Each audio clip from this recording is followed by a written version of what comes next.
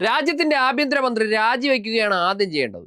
ഇതേ ആഭ്യന്തരമന്ത്രി അമിത്ഷാ ദിവസങ്ങൾക്ക് മുമ്പ് മാത്രമാണ് കാശ്മീരിൽ ഉന്നതതല യോഗം വിളിച്ച് അതിൽ നേരിട്ട് പങ്കെടുത്തത്. രാജ്യത്തിന്റെ ആഭ്യന്തര സുരക്ഷ എന്നത് വളരെ പ്രധാനമാണ്. ആർട്ടിക്കിൾ 370 എടുത്തു കളഞ്ഞതോടുകൂടി കാശ്മീരിലെ എല്ലാ പ്രശ്നങ്ങളും അവസാനിച്ചു എന്ന് വീമ്പിളക്കി നടന്നാൽ മാത്രം പോരാ. രാജ്യത്തെ ഏറ്റവും തന്ത്രപ്രധാന സ്ഥലത്തിന് ജനാധിപത്യ അവകാശങ്ങൾ റദ്ദാക്കി അവിടുത്തെ പോലീസിനെ നേരിട്ട് നിയന്ത്രിക്കുന്ന, അവിടുത്തെ ഇന്റലിജൻസ് സംവിധാനം നേരിട്ട് കൈകാര്യം ചെയ്യുന്ന കേന്ദ്ര ആഭ്യന്തരമന്ത്രി അമിത്ഷാ തന്നെ കൊണ്ട് നടക്കുന്ന പണിയെല്ലാം തെളിയിച്ചു കഴിഞ്ഞു. മുംബൈ ഭീകരാക്രമണം എന്നത് അന്നത്തെ രഹസ്യാന്വേഷണ വിഭാഗത്തിന്റെ വീഴ്ചയാണ്. അതുകൊണ്ട് തന്നെ അന്നത്തെ ആഭ്യന്തരമന്ത്രി ശിവരാജ് പാട്ടീൽ രാജിവെക്കുകയാണ് അന്ന് ചെയ്തത്.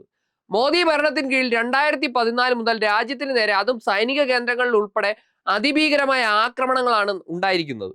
ഏതിലെങ്കിലും ഉൾപ്പെട്ട ഒരാളെയെങ്കിലും പിടികൂടാൻ ഇവർക്ക് കഴിഞ്ഞു എന്ന ചോദ്യം ബാക്കിയാവുന്നു. അതിനിടയിലാണ് ഇപ്പോൾ മറ്റൊരു ആക്രമണം കൂടി ഉണ്ടാകുന്നത്.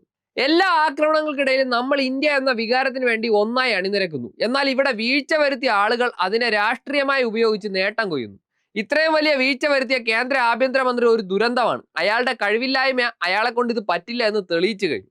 മനുഷ്യരുടെ ജീവനാണ് നഷ്ടപ്പെടുന്നത് ഈ കഴിവുകെട്ട മന്ത്രി കാരണം. അയാൾ അതുകൊണ്ട് തന്നെ രാജിവെക്കുകയാണ് വേണ്ടത്.